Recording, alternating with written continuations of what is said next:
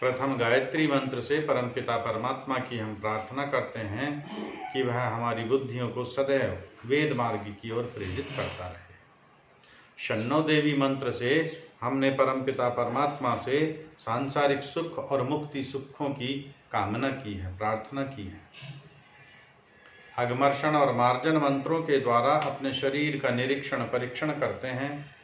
हमारे शरीर के किसी अंग प्रत्यंग में कोई दोष ना हो, कोई शिथिलता ना हो, कोई रोग ना हो। अगमर्षण के मंत्रों में हम परमपिता परमात्मा की शक्ति का अवलोकन करते हैं। द्युलोक, अंतरिक्ष लोक और पृथ्वी लोक पर जितने भी पदार्थ हैं, ये सब उस परमपिता परमात्मा के ही बनाए हुए, उसी परमात्मा के ही टिकाए हुए, उसी परमात्मा के धारण किए हुए हैं। वह परमपिता परमात्मा ही इस सृष्टि का निर्माण करने में सक्षम है। वही परमात्मा इस सृष्टि का प्रलय करने में सक्षम है। बार बार इस सृष्टि का निर्माण करना, बार बार इस सृष्टि का प्रलय करना, यह उस परमेश्वर का ही सामर्थ्य है। मनसा परिक्रमा के मंत्रों में विभिन्न दिशाओं में हम परमेश्वर की शक्तियों का अनुभव करते हैं, उस परमेश्वर की रक्षण शक्तियों का अनुभव करते हैं और बार बार अपने दोषों को उस परमपिता परमात्मा के समक्ष समर्पित करते हैं। यदि हमसे कोई ईर्षा द्वेष वैर करता हो अथवा हम किसी से ईर्षा द्वेष वैर करते हों, उस सब को हम परमेश्वर की न्याय व्यवस्था के अर्पित करते हुए आगे बढ़ते हैं उपस्थान के मंत्रों में। उपस्थान के मंत्रों में परमेश्वर के स्वरूप को, उसके गुण को, उसके स्वभाव को हम जानने का प्रयास करते हैं कि वह परमेश्वर कैसा है, और हम स्वयं भी उसके जैसा बनने का प्रयास करते हैं। उसके गुणों को हम अपने अंदर धारण करने का प्रयास करते हैं। वह कल्याणकारी, समस्त धार्मिक मुमुक्षुओं की रक्षा करने वाला है। वह उनको वेद ज्ञान देकर प्रेरित करने वाला है। इस प्रकृति के असंख्य पदार्थ उसी परम पिता परमात्मा का हमें मार्ग बता रहे हैं। उस तक पहुँचने का एक मार्ग हमारा प्रशस्त करते हैं। इन सभी प्रतीक चिन्हों को देखकर ही हम रचयिता तक पहुँचने का प्रयास करते हैं। उस परमपिता परमात्मा का अद्भुत विचित्र स्वरूप है। वह केवल देवताओं के हृदय में ही अपने ज्ञान का प्रकाशन करता है। जब तक हम राग, द्वेष, मोह, छल, कपट, ईर्षा, द्वेष इन आदि अवगुणों से अपने अंतर्मन को स्वच्छ नहीं करेंगे, साफ नहीं करेंगे, पवित्र नहीं करेंगे, तब तक हम ईश्वर के सत्य स्वरूप का दर्शन नहीं कर पाते।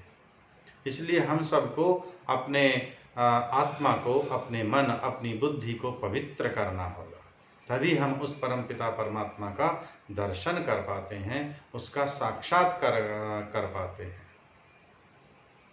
और जब हमने उस परमेश्वर के सत्य स्वरूप को एक बार देख लिया, उस आनंद को जब एक बार अनुभव कर लेता है व्यक्ति, फिर संसार के समस्त ऐश्वर्य उसे तुच्छ दिखाई देने लगते हैं। फिर वह परमेश्वर से प्रार्थना करता है, तच्चक्षुर्देव हितम पुरस्तात् शुक्रमुच्चरत् पश्येमः शरदः शतम्। फिर तो मैं उस परमपिता परमात्मा को, जो इस समस्त संसार का दृष्टा है, जो इस समस्त संसार का नियामक है, मैं उसी के सत्य स्वरूप को 100 वर्षों तक देखना चाहता हूँ। 100 वर्षों तक उसके विषय में मैं बोलना चाहता हूँ, उसी का मैं गुणगान करना चाहता हूँ, उसी के विषय में मैं सुनना चाहता हूँ। और 100 वर्षों तक भी मैं अपने शरीर से स्वस्थ रहते हुए, अपना पूर्ण पुरुषार्थ करते हुए इसी वेद विद्या के प्रचार प्रसार के लिए, इसी सत्य विद्या के प्रचार प्रसार के लिए अपना जीवन में अर्पित करता रहूं। पुनः समर्पण मंत्रों में गायत्री मंत्र से पुनः बुद्धि की शुद्धि की प्रार्थना और ईश्वर से प्रार्थना, जो जीवन का लक्ष्य है, जो मनुष्य मात्र के जीवन का लक्ष्य है, चाहे वह किसी भी मत पंथ का अनुयायी हो। मनुष्य जीवन मिला ही उसी लक्ष्य की प्राप्ति के लिए है। धर्म, अर्थ, काम और मोक्ष, इन चारों पदार्थों की प्राप्ति परमपिता परमात्मा की शक्ति, उसकी सामर्थ्य, उसकी दया से ही हमको प्राप्त होती है। इसलिए यहाँ पर पुनः समर्पण करते हुए परमेश्वर से प्रार्थना करते हैं, हे परमेश्वर, आप हम पर ऐसी कृपा कीजिए कि हमारे चारों मनोरथ शीघ्र ही पूर्ण हो जाए, इसी जन्म में पूरे हो जाए। वह परमेश्वर दयालु है, वह परमेश्वर समस्त संसार का, समस्त विश्व का कल्याण करने वाला है। वह समस्त धार्मिक कार्यों का अनुष्ठान करने वाला है, सब जीवों को धार्मिक कार्यों की ओर प्रेरित करने वाला है। वह समस्त प्रकार के सांसारिक ऐश्वर्यों की सिद्धि कराने वाला है, वह मुक्ति सुख को प्रदान कराने वाला है। ऐसे उस ईश्वर को हम बार बार नमन करते हैं, बार बार नमन करते हैं। नमन करने का, नमस्कार करने का पुनः आप समझ लेंगे कि जो हम नमः संभवाय च नमस्कार करते हैं इन मंत्रों में, नमस्कार करने का केवल अर्थ यह नहीं है कि हम हाथ जोड़ से झुकाए मस्तक वंदना हम कर रहे, प्रार्थना में भी हम कर लेते हैं इस प्रकार का। यहाँ पर नमस्कार करने का अर्थ उस ईश्वर के ऊपर, चूंकि हमने उपस्थान किया है, अभी उपस्थान के मंत्रों में जो हमने किया वही हम यहाँ पर अब नमस्कार करने का मतलब उसी संकल्प को हम यहाँ पर दोहरा रहे हैं।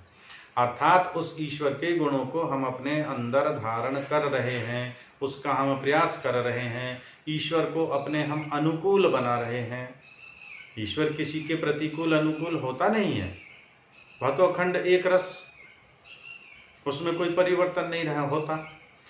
नमस्कार करने का केवल मंत्र है कि अनुकूल बनाने का केवल तात्पर्य है कि ईश्वर की कृपा का हम पात्र बने।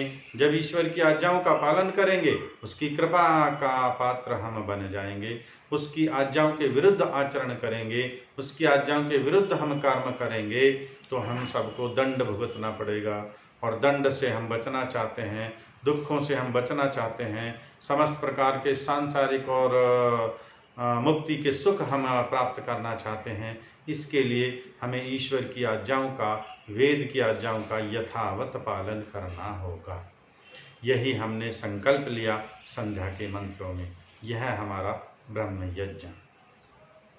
अब दूसरा जो हमारा देव यज्ञ प्रारंभ होता है, अग्निहोत्र प्रारंभ होता है। इसी अग्निहोत्र को पुनः प्रारंभ करते हैं, प्रारंभिक मंत्रों से संक्षेप में एक एक मंत्र का भावार्थ समझते हुए, उच्चारण का, शुद्धिकरण का प्रयास करते हुए।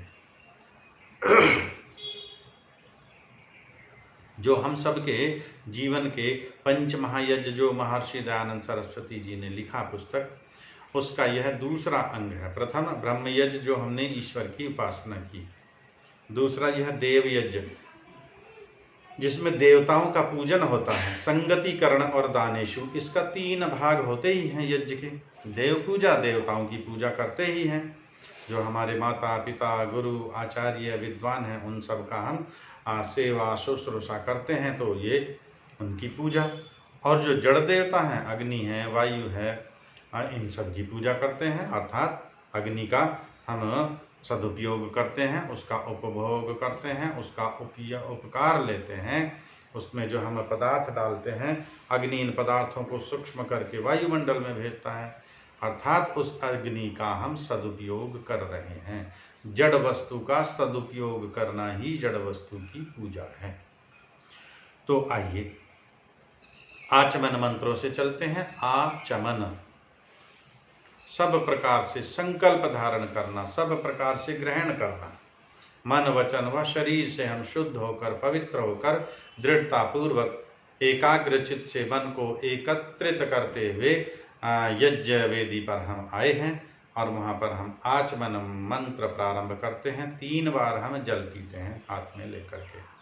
उससे हमारा कफ आदि की निवृत्ति होती है, गले की मानसिक जो तरंगे हैं वो हमारी शांत होती हैं, मन स्थिर होता है, ताकि अब यज्ञ की क्रियाओं में मन हमारा अच्छे प्रकार से लगे। उसके लिए आचमन करते हैं 3 बार। अमृतोपस्त्रणमसि स्वाहा। ओम परमपिता परमात्मा का निज नाम है, जिससे ईश्वर के समस्त नामों का ग्रहण होता है, जिसका अर्थ है सर्वरक्षक, सबकी रक्षा करने वाला, सबका पालन पोषण करने वाला।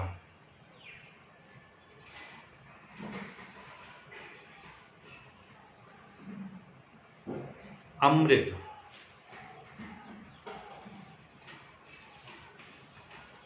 अमृत अर्थात जिसका विनाश ना हो, जो मरने वाला ना हो, जो नष्ट होने वाला ना हो, वह परमपिता परमात्मा कैसा है? अमृत स्वरूप है। अमृत अर्थात उसका आनंद कभी समाप्त नहीं होता, उसका सुख कभी समाप्त नहीं होता, उसका ज्ञान कभी समाप्त नहीं होता, इसलिए वह परमपिता परमात्मा अमृत स्वरूप है। उपस्तरण, उपस्तरण कहते हैं जो हमने आसन बिछाया हुआ है, जो बिछोना है हमारा नीचे का, जिस आसन पर हम बैठे हैं वह हमारा आसन परमपिता परमात्मा के रूप में है। अर्थात ईश्वर ही हम सबको धारण किए हुए हैं, ईश्वर ही हमारा आधार है, ईश्वर ही हमारा सर्वत्र रक्षक है। तो नीचे की दिशा में भी वह परमपिता परमात्मा उपस्तरण के रूप में हमारी रक्षा कर रहा है। स्वाहा, मैं यह सत्य कह रहा हूँ। हे परमेश्वर, आप अमृत स्वरूप हो, आपका आनंद कभी समाप्त नहीं होता, आपका ऐश्वर्य कभी समाप्त नहीं होता, आप नीचे से मेरी रक्षा करने वाले हो, मैं यह सत्य कहता हूँ। ओम अमृता पिधानमसि स्वाहा। ओम सर्वरक्षक ईश्वर है, अमृता वही है जो कभी मृता ना हो, जो कभी मरता ना हो, जो कभी नष्ट ना होता हो, जिसका आनंद, जिसका सुख, जिसका ज्ञान, जिसका ऐश्वर्य कभी समाप्त ना होता हो, उसका नाम अमृता।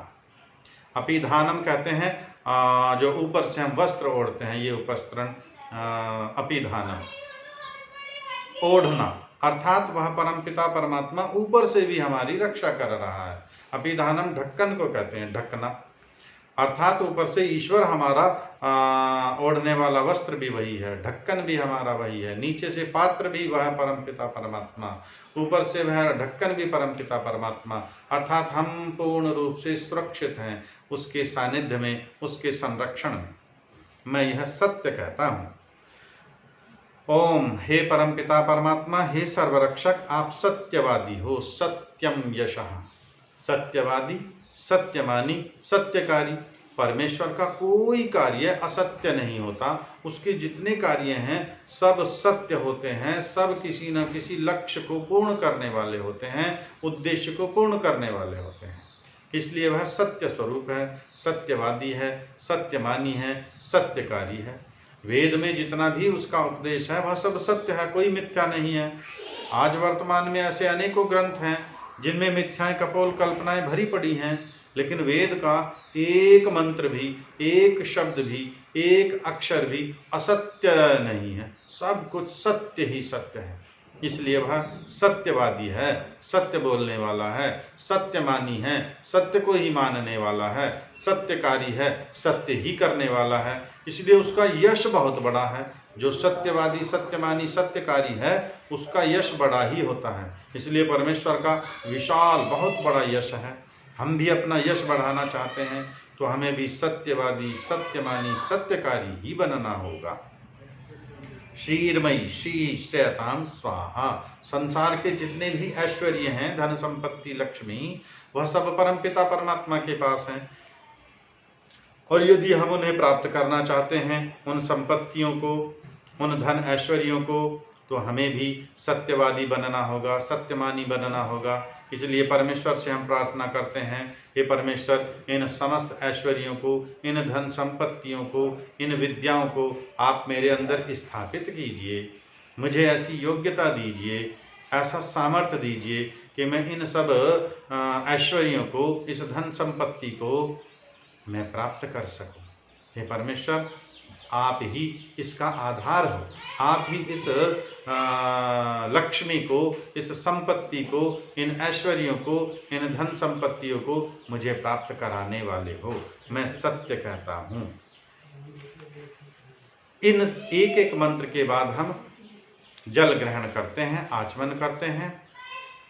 उसके बाद चलते हैं अंग स्पर्श। बाएं हाथ में जल लेते हैं और बीच के हाथ की 2 उंगलियां हैं, इनसे हम अंग स्पर्श करते हैं। पहले हम दाहिनी ओर, फिर बाईं ओर इस प्रकार अंग स्पर्श करते हैं और एक एक अंग प्रत्यंग की शुद्धता की, पवित्रता की, आरोग्यता की परमपिता परमात्मा से हम प्रार्थना करते हैं। ओम वांगमास्यस्तु, इस मंत्र से मुख पर दोनों ओर अंग स्पर्श करते हैं जल लेकर। ओम नसोर्मे प्राणस्तु, नासिका पर दोनों ओर। ओम अक्षणोर्मे चक्षुरस्तु, आंखों पर दोनों ओर। ओम कर्णयोर्मे श्रोत्रमस्तु, दोनों कानों पर। ओम बाह्वोर्मे बलमस्तु, दोनों भुजाओं पर। ओम ऊर्वोर्मा ओजोस्तु, दोनों जंघाओं पर। ओम अरिष्टानि मेंगानि तनुस्तन्वा में सह सन्तु, पूरे शरीर पर जल छिड़कते हैं, अर्थात पूरे शरीर की शुद्धता की हम परमपिता परमात्मा से पवित्रता की प्रार्थना करते हैं। इसके आगे चलते हैं। दीप प्रवज्जलन मंत्र, दीप को प्रवज्जलित करते हैं, दीपक जलाते हैं इस मंत्र से। ओम भूर्भुवः स्वः, इस मंत्र से दीपक जलाते हैं। ओम परमपिता परमात्मा का निज नाम है सर्वरक्षक, भूः प्राण स्वरूप, भुवः दुख विनाशक, स्वः सुख स्वरूप, समस्त प्रकार के आनंदों का देने वाला, प्राण अपान व्यान के समान वह परमेश्वर है। द्युलोक, अंतरिक्ष लोक और पृथ्वी लोक के समान वह परमेश्वर है। इन सब का ये कहते हैं महाव्याहृतियाँ, भूर भुवः स्वः, ये महाव्याहृतियाँ हैं। महाव्याहृति का अर्थ है जिसका विशिष्ट अर्थ होता है, जिसके अनेकों अर्थ होते हैं। तो भूर्भुवः स्वः पद के अनेकों प्रकार के अर्थ लिए जाते हैं। इन सब से परमेश्वर की शक्ति का ही ग्रहण किया जाता है। अब इसके बाद हम चलते हैं, चम्मच में कपूर रख के इस दीपक से, जो दीपक हमने जलाया है उस दीपक से कपूर को जलाते हैं और मंत्र के बाद उस कपूर को यज्ञवेदी के मध्य में स्थापित करते हैं, यज्ञवेदी के मध्य में रखते हैं। ओम भूर्भुवः स्वरद्यौरिव भूम्नाः पृथिवीव वरिम्णा तस्यास्ते पृथिवी देवयजनी पृष्ठेऽग्निमन्नादमन्नाद्यायादधे। इस मंत्र के बाद चलता हुआ कपूर जो चम्मच में लेकर के हमने दीपक से जलाया है, उस कपूर को हम अग्नि के मध्य में, यज्ञ कुंड के मध्य में रखते हैं। भूर्भुवः स्वः का अर्थ हम जान चुके हैं और पृथ्वीव इव, भूमि के समान, उस परमपिता परमात्मा से हम प्रार्थना कर रहे हैं कि हम भी पृथ्वी के समान वरिमणा युक्त हो जाएं। किससे युक्त हो जाएं?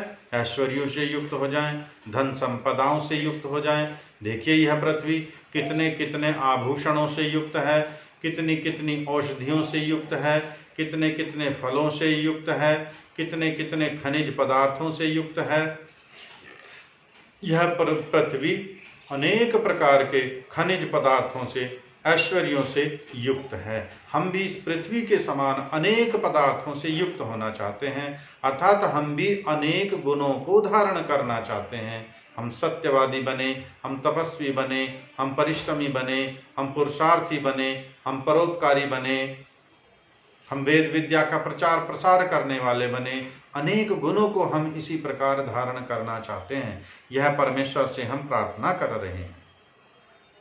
अग्निम, तेज से, बल से, गुणों से प्रकाशित, वरिमणा अर्थात इन गुणों का प्रकाशन हमारे अंदर हो, हम इन विभिन्न प्रकार के गुणों से युक्त हो जाएं।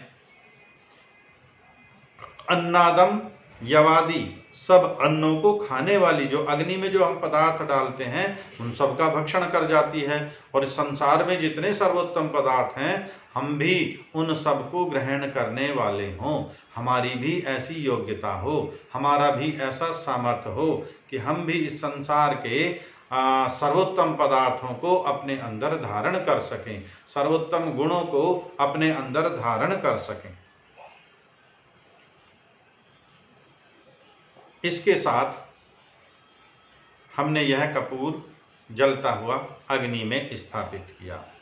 अब हम अग्नि को प्रज्वलित करते हैं, छोटी छोटी समिधाएं उसके ऊपर रखते हैं अथवा पंखे आदि से उसको हवा देकर अग्नि को प्रज्वलित करते हैं। ओम उद्बुद्धस्वाग्ने प्रतिजागृहि त्वमिष्टापूर्ते संसृजेथामयञ्च अस्मिन् सधस्थे अद्युत्तरस्मिन् विश्वे देवा यजमानश्च शीदत। इस मंत्र की समाप्ति के बाद छोटे छोटे काष्ठ के टुकड़े बारीक बारीक समिधाएं लेकर हम जलती हुई अग्नि के ऊपर रखते हैं, जिससे अग्नि और अधिक प्रज्वलित हो जाती है, तेज हो जाती है। उसकी हम प्रार्थना कर रहे हैं। ओम हे परमेश्वर, उत अच्छे प्रकार से बुद्धस्व प्रतिजागृहि, यह अग्नि अच्छे प्रकार से प्रज्वलित हो जाए, प्रतिजागृहि और अधिक प्रखर हो जाए और अधिक तेज हो जाए, संसार के पदार्थों को उपभोग करने के योग्य हम स्वयं बन जाए। हमारे अंदर की जो आत्मिक शक्ति है, जो आत्मिक बल है, वो इतना हमारा बढ़ जाए कि हम उन गुणों को धारण कर सकें, वे गुण हमारे अंदर प्रकाशित होते रहें। विद्या का, सदाचार का, शिष्टाचार का, तप का, सत्य का, ये सारे गुण हम धारण करें और ये गुण हमारे प्रखर हों और उन्नत बने, तेज बने, जिससे वो हमारे गुण प्रतिलक्षित होते हों। छोटी छोटी सी बातों पर हम उग्र ना हो जाते हों, धैर्य रखने वाले, इष्टापूर्ते, इष्ट यज्ञादि और आपूर्ति परोपकार के कार्य करने के लिए। संसार में दो प्रकार के कार्य, इष्ट कार्य, आपूर्ति कार्य, अर्थात जो परोपकार के कार्य हम करते हैं, उपकार के कार्य हम करते हैं, तो उन श्रेष्ठ कार्यों को करने के लिए हमारा सामर्थ्य तो हो। हम चाहते हैं ईश्वर की उपासना करनी, लेकिन शरीर में शक्ति नहीं है, हम आसन लगा नहीं पा रहे हैं, 10 मिनट से ज़्यादा हम बैठ नहीं पा रहे हैं। उसके लिए हम प्रार्थना परमेश्वर से कर रहे हैं, हमारा शरीर यह इतना सुदृढ़ हो, बलवान हो कि हम दीर्घ काल तक परमेश्वर का ध्यान कर सकें। शरीर में भी शक्ति है, शरीर में बल है, लेकिन मन नहीं लगता उपासना में। उसके लिए परमेश्वर से प्रार्थना कर रहे हैं कि हमारे अंदर शरीर का इतना सामर्थ्य हो, हमारे शरीर की इतनी शक्ति हो कि हम दीर्घ काल तक उपासना में बैठ सकें। यज्ञादि करने का मन तो करता है, किंतु संसाधन नहीं है हमारे पास, धन नहीं है घृत लाने के लिए, सामग्री लाने के लिए। आज भी संसार में और हमारे भारतवर्ष में ऐसे अनेकों लोग हैं, और 2, 4, 10, 5 नहीं, करोड़ों की संख्या में ऐसे लोग हैं जिन्हें 2 समय का भोजन नहीं मिलता। सुबह का भोजन खा लिया तो दोपहर के भोजन की चिंता, दोपहर का भोजन मिल गया तो शाम के भोजन की चिंता। शरद ऋतु में उनके पास आवास नहीं है, जैसे जैसे रात्रि बढ़ती है वैसे वैसे उनकी चिंताएं बढ़ती हैं।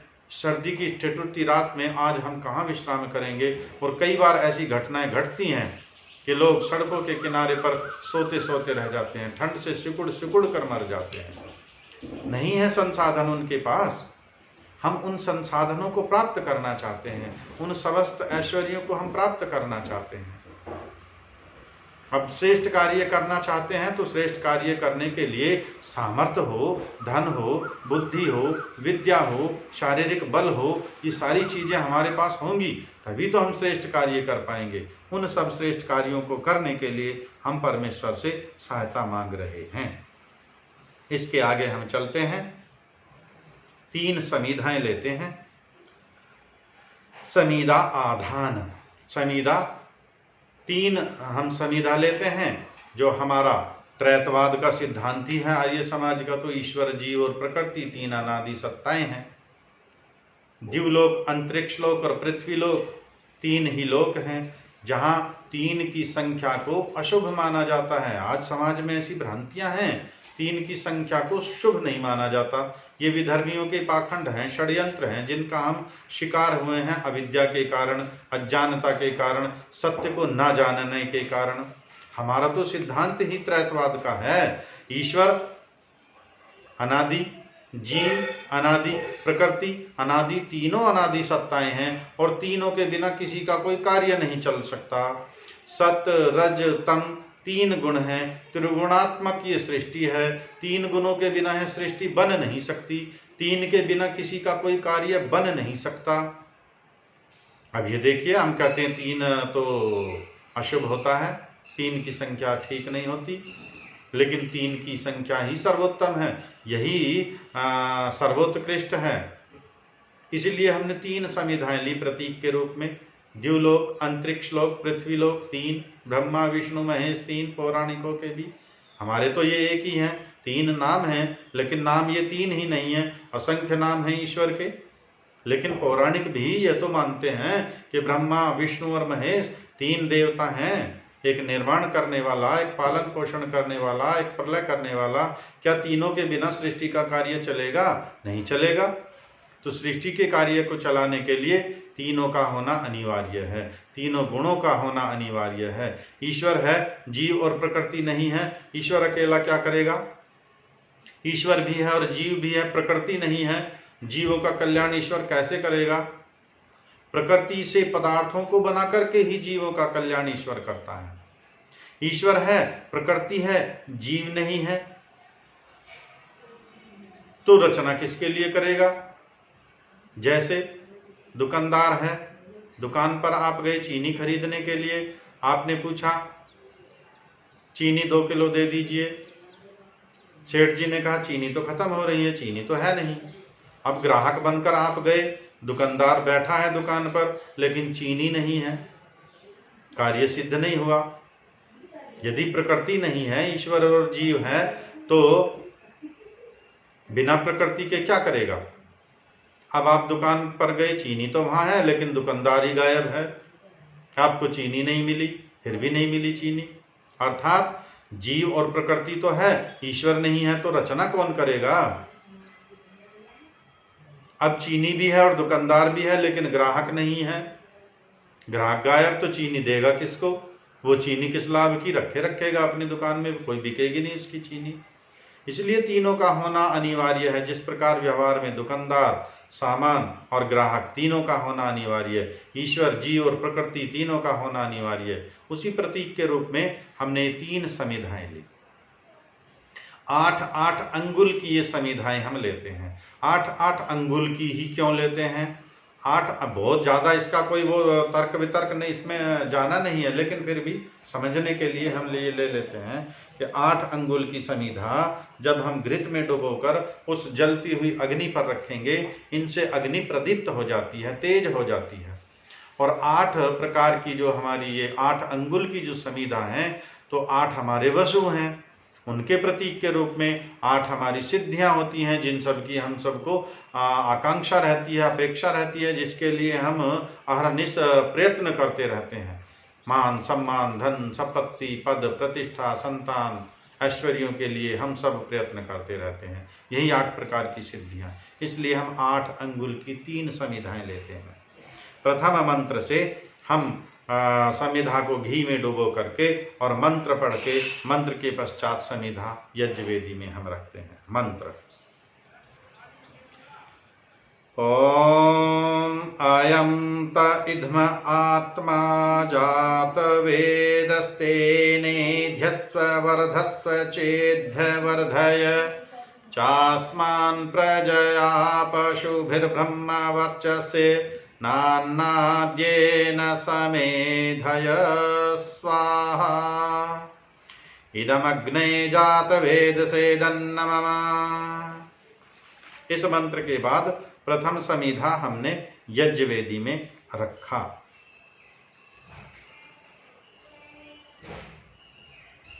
परमपिता परमात्मा से साथ साथ हमने प्रार्थना भी की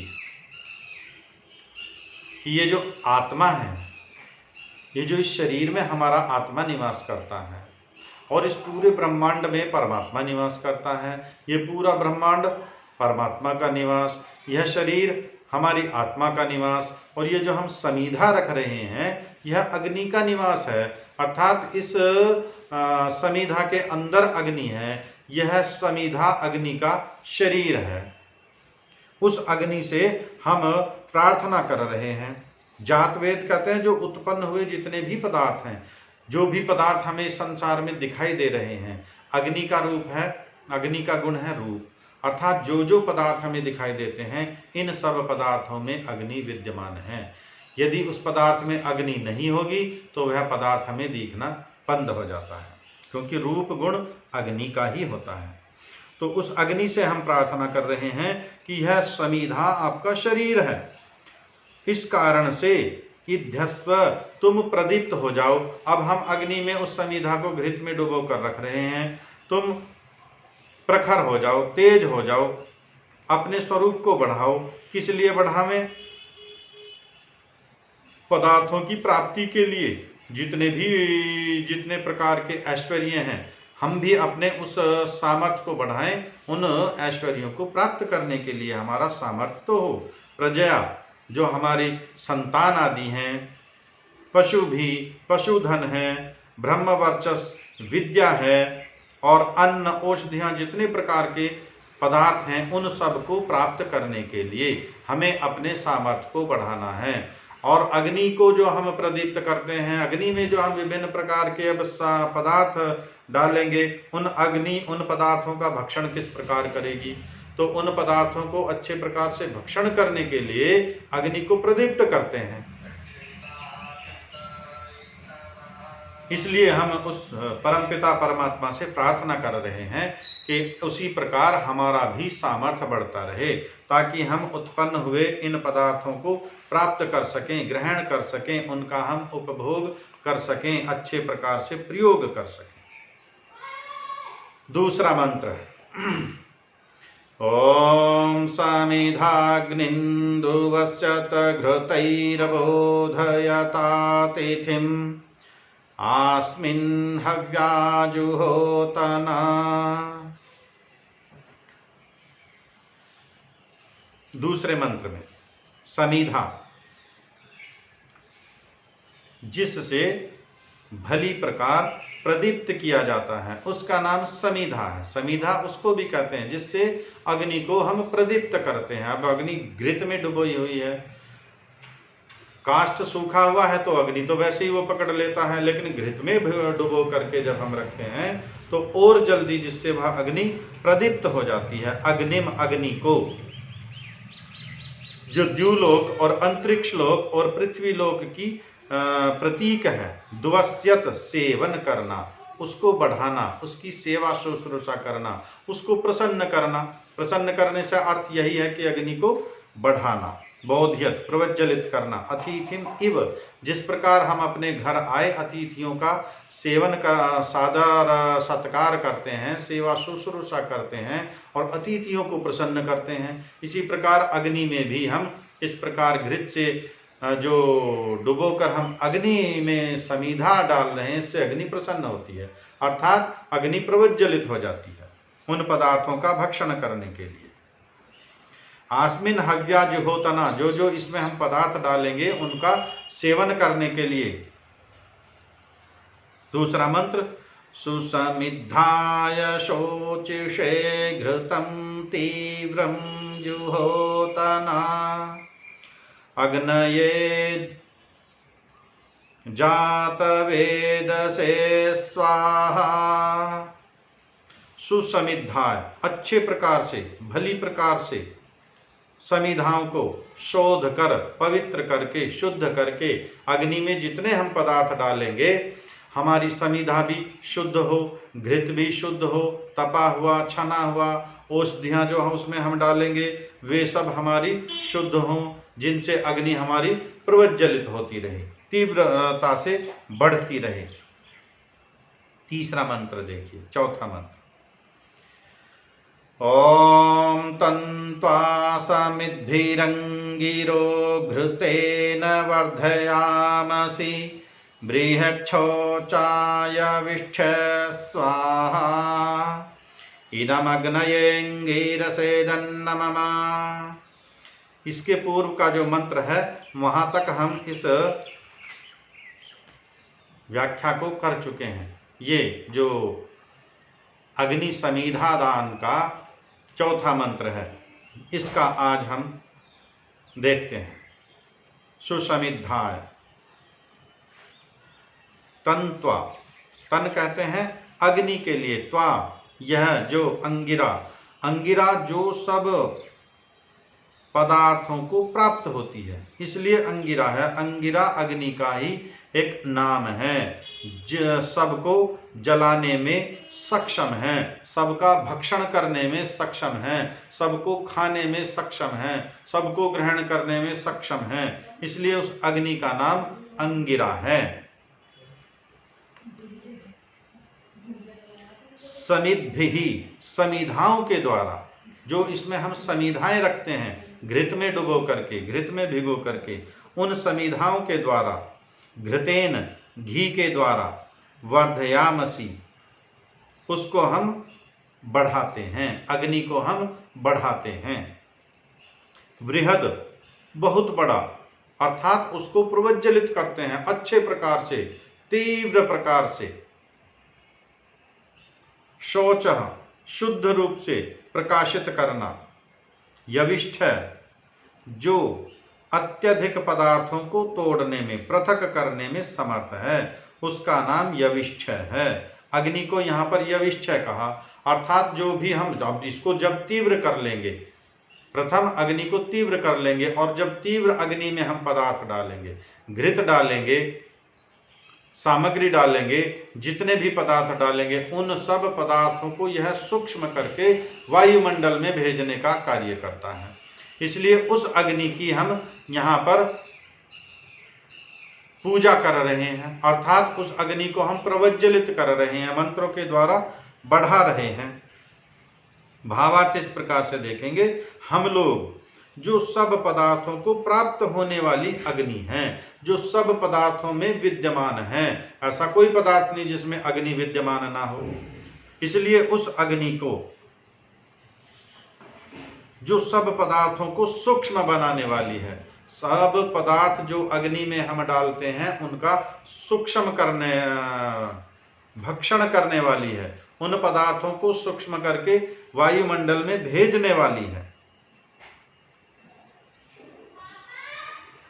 ऐसी अग्नि को समिधा के द्वारा हम बढ़ा रहे हैं। अपने आप को, अपनी भावना को, अपने सामर्थ्य को, अपनी श्रद्धा को अर्पित करते हुए इस अग्नि को हम बढ़ा रहे हैं समिधाओं के द्वारा। ये हमारा अग्नि समिधा दान मंत्र पूर्ण हुआ। 3 समिधाएं, 4 मंत्र। प्रथम मंत्र से 1 समिधा, बाद के 2 मंत्रों से 1 समिधा, चौथे मंत्र से तीसरी समिधा। समिधाओं का आदान करने का भावार्थ यही है कि जिससे यह अग्नि प्रज्वलित हो जाए, अच्छे प्रकार से पदार्थों का ग्रहण कर सके।